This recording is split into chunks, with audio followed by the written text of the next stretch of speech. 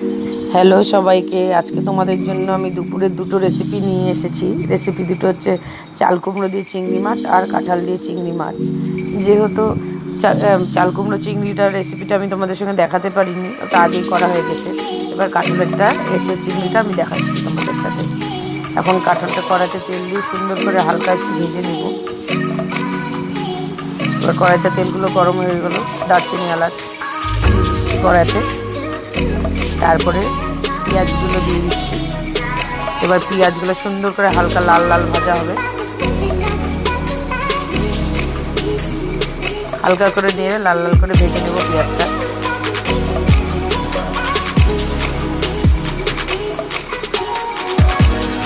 তারপরে মশলাটা দিয়ে দিচ্ছি। মশলার মধ্যে হলুদ, লবণ, তারপরে চিনি, পেঁয়াজ বাটা, রসুন বাটা, লঙ্কা বাটা সব কিছুই দেওয়া আছে, ওই জন্য আর তোমাদেরকে দেখানো হয়নি ওটা দেওয়া। এবার সুন্দর করে মশলাটা কষিয়ে নিচ্ছি ভালো করে।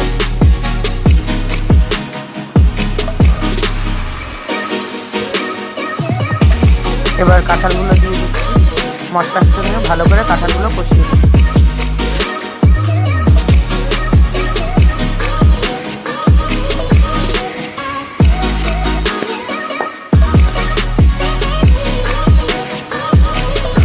কাঁঠালটা ভালো করে নিয়ে কষিয়ে নিচ্ছি।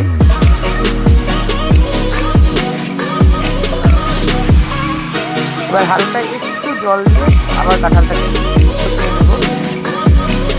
তারপরে এর উপর দিয়ে আমি চিংড়ি মাছগুলো দিয়ে দিচ্ছি, দিয়ে আবার ভালো করে একটু নেড়ে নেব।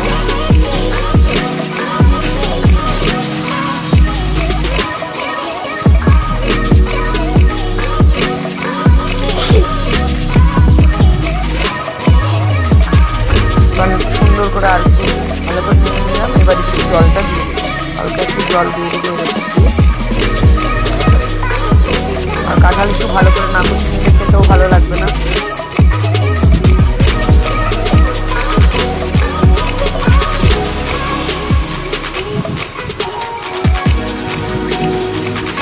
এবার হালকা একটু কাঁঠালের উপরে জলটা দিয়ে একটু ঝোলঝোলের মতন করে নেব, যেহেতু কাঁঠালগুলোও সিদ্ধ হয়ে যায়, খেতেও ভালো লাগবে।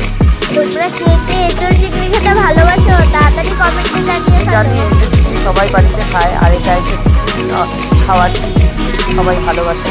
তা আমার এঁচোড় চিংড়িটা রেডি হয়ে গেছে।